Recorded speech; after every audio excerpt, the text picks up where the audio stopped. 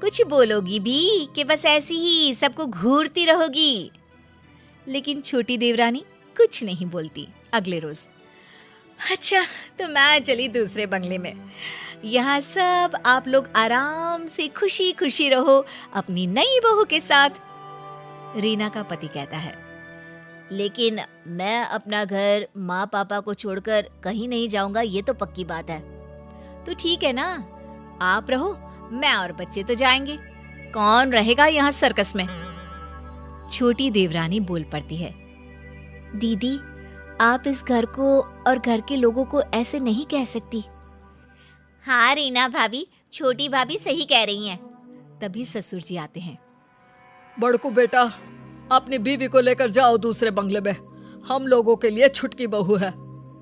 पिता का ऑर्डर मानकर बड़ा बेटा रीना और बच्चों को लेकर चला जाता है। आज सब कान खोलकर सुन लो, वो घर की बड़ी बहू है, बड़ी ही रहेगी। समाज में, परिवार में, हर जगह उसे हमारी बड़ी बहू के नाम से जाना जाता है। लेकिन एक बात ध्यान से सुन लो, कोई भी उससे गलत व्यवहार नहीं करेगा। अब क्या था, जेठानी रीना आए दिन घर आती और अपनी देवरानी को खरी खोटी सुना जाती।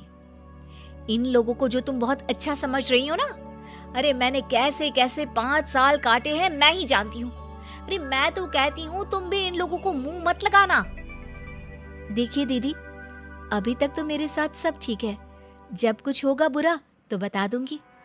अरे मैंने तो इस घर को घर बनाया है, वरना जब मैं शादी करके इस घर में आई थी ना, पूरा घर ऐसे लगता था जैसे चिड़ियाघर। सास को तो किसी चीज का सहूर ही नहीं था। ठीक है ना दीदी, अब देखिए आप नहीं है, लेकिन घर माँ जी ही तो चला रही हैं।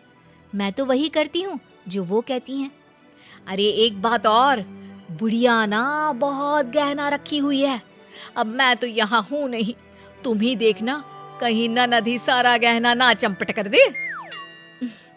वैसे कायदे से तो बेटी का ही गहना बनता है ना दीदी, हम लोगों को वो दे दे, प्रसाद समझकर रख लेंगे। आखिर सास की यादगिरी भी तो बहू के पास होनी चाहिए ना। अरे पता नहीं तेरी माँ ने तुझे कोई संस्कार ही नहीं दिए। अरे इन लोगों को जानती नहीं है तू। तभी ससुर वहां आ जाते हैं और छोटी को डांटने लगते हैं। छोटी बहू, मैंने तो तुम्हें अच्छा समझा था, लेकिन तुम भी। नहीं पापा जी, मैं तो सिर्फ दीदी से बात कर रही थी। हाँ, ये क्या कह रही थी पापा जी जानते हैं आप, कि बुढ़िया मर गई तो सारा गहना बेटी को दे जाएगी।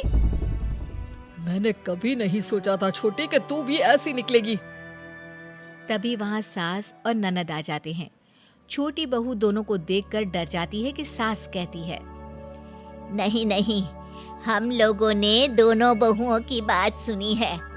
छोटी बहू की हर बात ठीक और संस्कारी थी। बड़ी बहू इस घर की हम लोगों की दिल खोल कर बुराई कर रही थी। जेठानी जैसे भी क्यों ना हो, जरूरी नहीं कि देवरानी भी वैसे ही निकले। हर एक के घर के अपने संस्कार हैं। बड़ी, तूने अलग घर ले लिया है, अब यहाँ का रास्ता भूल ही जा तो अच्छा है।